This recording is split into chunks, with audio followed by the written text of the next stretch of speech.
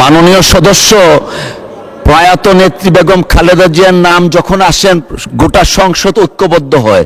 গোটা সংসদের পক্ষ থেকে আবেদন আসছে, আরো 5 মিনিট সময় দেয়া হলো আপনাকে। অসংখ্য ধন্যবাদ। বিসমিল্লাহির রহমানির রহিম। মাননীয় স্পিকার, আপনাকে ধন্যবাদ।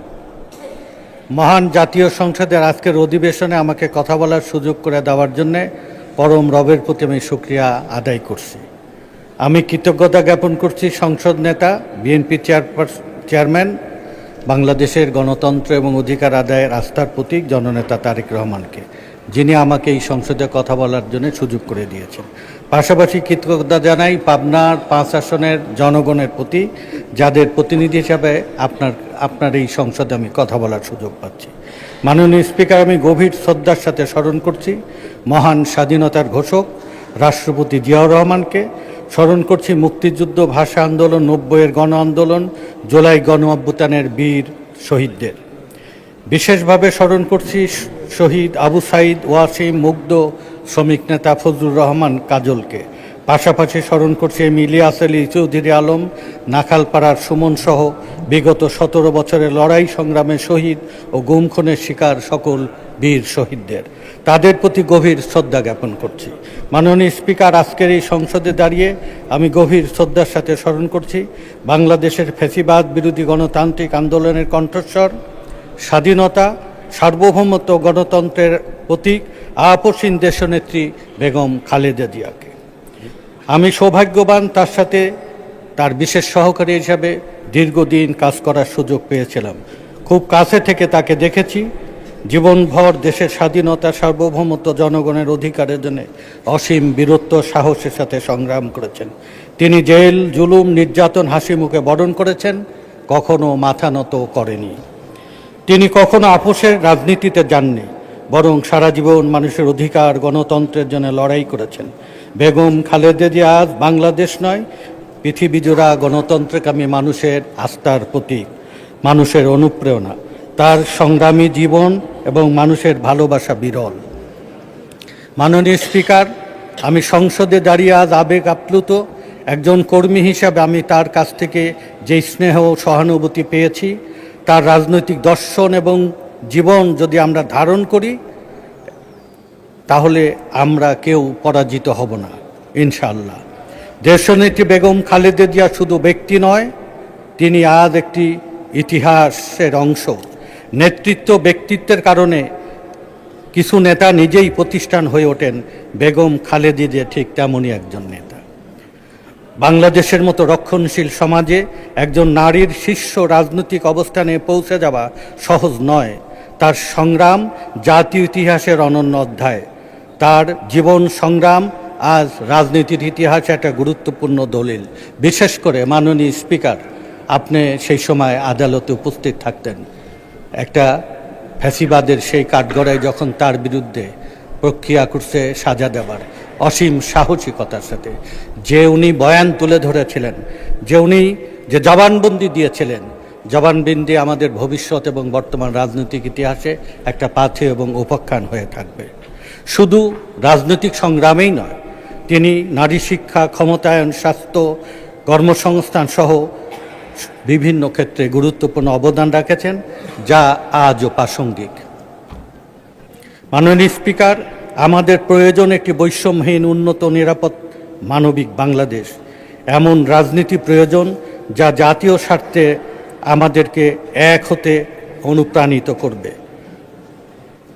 আমরা মর্যাদা, ন্যায় বিচার এবং মৌলিক অধিকার নিশ্চিত করবই।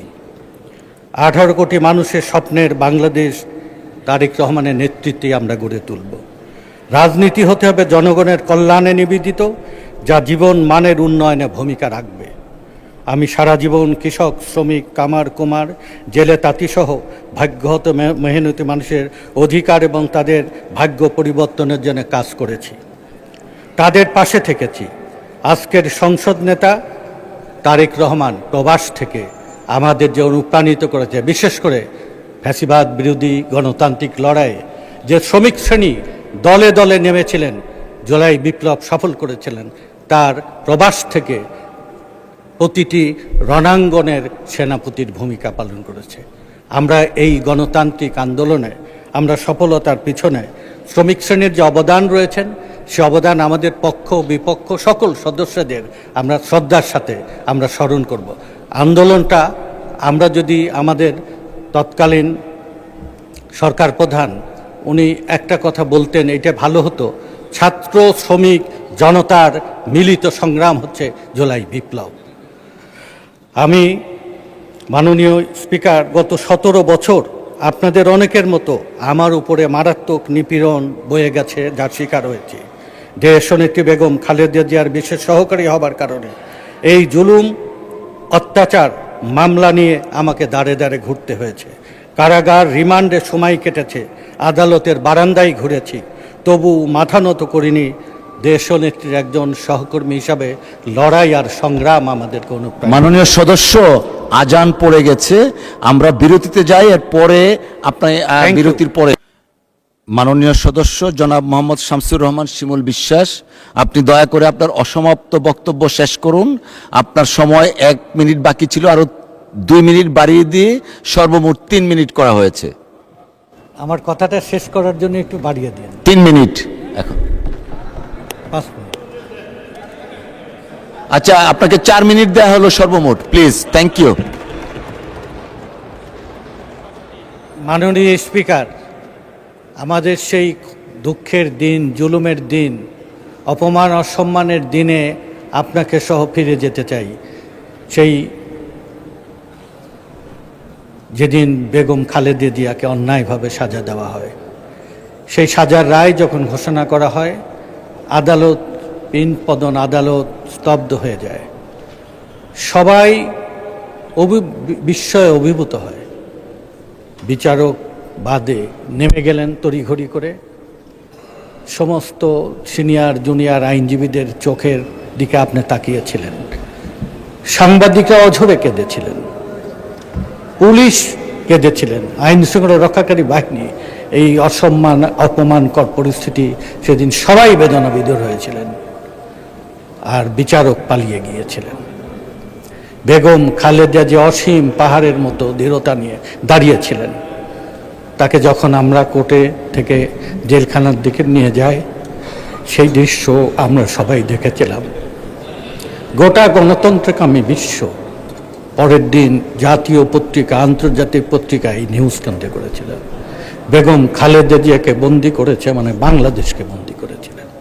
খালেদা জিয়াকে বন্দি করার পরক্ষণেই আমাকে ধরে কোথায় নিয়ে গেলেন? 41 দিন আমাকে রিমান্ডে রেখেছিলেন। এই ফ্যাসিবাদের এই সময়ে 3.5 বছর আমাকে কারাগারে সময় কেটেছে। শত জুলুম আর অত্যাচারেও আমরা অসীম দৃঢ়তা নিয়ে দেশ এবং মানুষের অধিকারের পক্ষে দাঁড়িয়েছিলাম, গণতন্ত্রের পক্ষে দাঁড়িয়েছিলেন। দেশের ভিতরে খালেদা জিয়া ছিলেন জাতীয় ঐক্যের প্রতীক। প্রবাসে থেকে তারেক রহমান রণাঙ্গনের লড়াইয়ের প্রতিটা সত্ত্বে সত্ত্বে নেতৃত্ব দিয়েছেন। আমি আবারও আপনার কাছে নিয়ে আসতে চাই, বাংলাদেশের এই চলমান রাজনৈতিক আন্দোলন, ছাত্র আন্দোলনকে যদি যৌক্তিক লক্ষ্যে নিয়ে যেতে হয়, উনি নির্দেশ দিলেন শ্রমিক শ্রেণী এবং গরিব মানুষকে যদি অকাতরে জীবন এবং সংগ্রামে যদি উদ্বুদ্ধ করতে না পারেন, তাহলে এই সংগ্রাম সফল হবে না। বাংলাদেশ বহুদিনের জন্য অবরুদ্ধ হবে ফ্যাসিবাদের কোয়ারে। আমরা দলে দলে শ্রমিক শ্রেণীকে উদ্বুদ্ধ করেছিলাম। শ্রমিক শ্রেণী অকাতরে জীবন দিয়েছিলেন। যে 2 সহস্রাধিক মানুষের জীবন দেওয়ার কথা বলা হয়, এর মধ্যে 70% বাংলাদেশের শ্রমিক শ্রেণী গরিব মানুষ। আমি একটা সরকারের স্ট্যাটিস্টিক্স আপনার কাছে তুলে ধরতে চাই মাননীয় স্পিকার। যে সরকারি গেজেট যেটা প্রকাশ করেছে, মৃত্যু পেশা অনুযায়ী শ্রমজীবী 284 জন, শিক্ষার্থী 269 জন, ক্ষুদ্র ব্যবসায়ী 120 জন, ছোট বেসরকারি চাকরিজীবী 108 জন, 29। 70-এর অধিক সংখ্যক এই গরিব মানুষ এই জীবন দিয়েছিলেন। আমাদের সব জীবন দেওয়ার লক্ষ্য ছিল একটা নিরাপদ বাংলাদেশ গঠন করা। দেশের ভিতরে খালেদা জিয়া আমাদের ঐক্যের প্রতীক ছিলেন, আর প্রবাস থেকে তারেক রহমান ঠিক সেনাপতির মতো রণাঙ্গনে কোন কর্মসূচির পর কোন কর্মসূচি দিতে হবে, কোন কর্মসূচি ঘোষণা করার পরে আন্দোলন সফল হবে। আজকে তার বিরুদ্ধেই যখন আমরা আন্দোলনে অংশগ্রহণকারী শক্তি যখন আমরা কথা বলতে যখন ভুলে যাই, কাকে অপমান করে আমরা বড় হতে চাই, সেই বিবেচনাবোধ যখন আমাদের মধ্যে কাজ করে না, তখন আমাদের দুর্গতির সতর্কতা জানাই। আমি সাম্প্রতিককালে এমন কিছু আলোচনা সমালোচনা হচ্ছে, যে আলোচনা সমালোচনার এই পথ বেয়ে, এই সুড়ঙ্গ দিয়ে এক চক্রান্ত। মাননীয় সদস্য, অসংখ্য ধন্যবাদ। আপনি মাদার অফ ডেমোক্রেসি প্রয়াত বেগম খালেদা জিয়ার ব্যক্তিগত সহকারী ছিলেন। আপনার অনেক ধরনের স্মৃতি আছে, অভিজ্ঞতা আছে, এগুলা শুনলে হয়তো সংসদ থেকেও আচ্ছা আচ্ছা ঠিক আছে, পুরা সংসদে শুনতে চান? আচ্ছা, মাননীয় সদস্য, প্রয়াত নেত্রী বেগম খালেদা জিয়ার নাম যখন আসেন গোটা সংসদ ঐক্যবদ্ধ হয়। গোটা সংসদের পক্ষ থেকে আবেদন আসছে, আরো 5 মিনিট সময় দেয়া হলো আপনাকে। অসংখ্য ধন্যবাদ। 5 মিনিট। মাননীয় স্পিকার, আমরা ডিবি অফিসে এপার আর ওপার সবাই আমরা একসাথে ছিলাম। সেদিনের এই ডিবি অফিসের যে করুণ এবং ভীতিকর দৃশ্য, এই দৃশ্যের সাক্ষী আমরা সবাই। আমি আমার সহকর্মী যারা সামনে রয়েছেন, তাদের সাথে আমাদেরকে পরস্পর দেখানো হতো, ভয় দেখানোর জন্যে, আতঙ্ক তৈরি করার জন্যে, ভীতি তৈরি করার জন্যে, এবং আপোষের প্রস্তাব দেওয়া হতো। আমাদের চোখের সামনে থেকে এখানে অনেক সদস্য রয়েছেন, মাননীয় মন্ত্রীরা রয়েছেন, বিরোধী দলীয় সদস্য রয়েছেন, আমার দিকে হাত তুলেছেন। আমি, হাসনাত আবদুল্লাহ, আমাদের সহকর্মী, মাননীয় স্পিকার, আমরা সেখানে কি এক বিভীষিকার দুঃসহ অবস্থা অতিক্রম করেছি। আমরা মাথা নত করিনি, আপোষ করিনি। বাংলাদেশে গণতন্ত্র ফেরানোর এই লড়াইয়ে আমরা যারা যারা যাদের অবদান, তাদের সবটুকু অবদান আমরা শ্রদ্ধা সম্মানের সাথে স্মরণ করি। বেগম খালেদা জিয়া শুধু বাংলাদেশের নয়, গোটা পৃথিবীর গণতান্ত্রিক আন্দোলনের একটা সম্পদে পরিণত হয়েছে।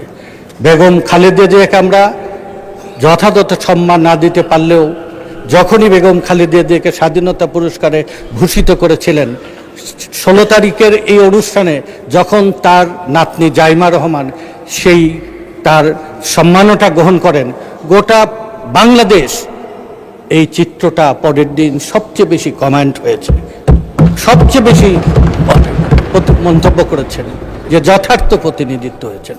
মাননীয় স্পিকার, বাংলাদেশের ভাগ্যহত শ্রমিক শ্রেণীকে নিয়ে আমি কাজ করেছি। জীবনে বহুবার মৃত্যুর মুখোমুখি হয়েছি। রণাঙ্গনের লড়াইয়ে, রাজনৈতিক লড়াইয়ে, প্রতিপক্ষের সাথে অসম লড়াইয়ে আমাদের একটা লক্ষ্য, একটা বাংলাদেশকে বদলে দেওয়া, বাংলাদেশকে এমন একটা বাংলাদেশ গঠন করা যে বাংলাদেশে ভাগ্যহত মানুষ হাসবে, এক নিরাপদ বাংলাদেশ পাবে। যে নিরাপদ বাংলাদেশের জন্য 71-এর শহীদ রাষ্ট্রপতি জিয়া, মেজর জিয়া স্বাধীনতার ঘোষণা দিয়েছিলেন।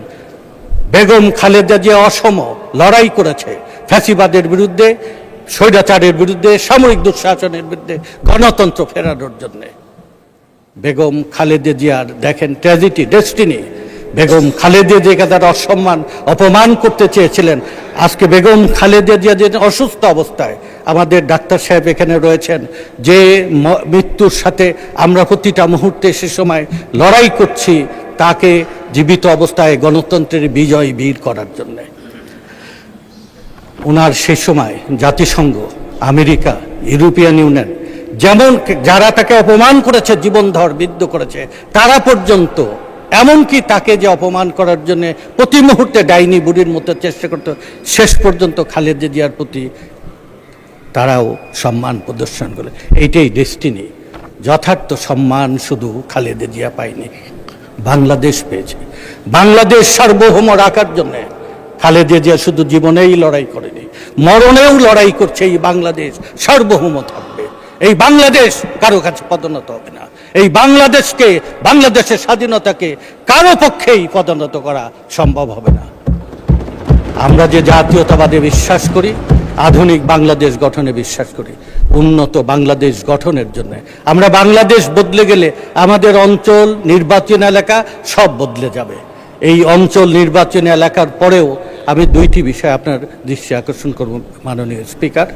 এক হচ্ছে আমাদের জাতীয় উন্নয়নের নির্বাচনী এলাকায়, আমার এলাকায় যে সমস্ত দাবিগুলো রয়েছেন সেগুলো আমি লিখিত আকারে আপনার কাছে দিলে আপনি যদি বলে দেন সেই সময়টা আমি জাতীয় রাজনীতির প্রেক্ষাপটে কিছু কথা বলতে চাই। বাংলাদেশ যদি বদলাতে হয় তাহলে বাংলাদেশের ভাগ্যহত মানুষের অধিকার রাষ্ট্রীয়ভাবে নিশ্চিত করতে হবে, পক্ষ বিপক্ষ সবাইকে মিলে। বাংলাদেশের 7,35,00,000 ভাগ্যহত শ্রমিক শ্রেণী যারা বিদেশ থেকে রেমিটেন্স আসে, দেশের ভিতর থেকে সম্পদ সৃষ্টি করে, যারা প্রতিটি তার তিল ঘাম শ্রমে সভ্যতা গড়ে ওঠে, বাংলাদেশের সেই শ্রমিক শ্রেণীর দিন আসছে 1 মে। সেই 1 মে আমরা সবাই মিলে এমনভাবে উদযাপন করব যে বাংলাদেশ বিশ্ব দরবারে মাথা উঁচু করে দেবে। বাংলাদেশকে কারো পক্ষে আর দাবিয়ে রাখা সম্ভব না। ঐতিহাসিক বিবর্তনে এক সময় যে সময় অটোমানরা কর্তৃত্ব করেছে, আফগানিস্তান যে গুরুত্ব পেয়েছে, ভৌগোলিক কারণে বাংলাদেশ এখন পৃথিবীর মধ্যে গুরুত্বপূর্ণ এই জনভূমি আমরা নিরাপদ করে গড়ে তুলব। তারেক রহমানের নেতৃত্বে আমরা একটা উন্নত বাংলাদেশ গঠন করব। ধন্যবাদ মাননীয় সদস্য।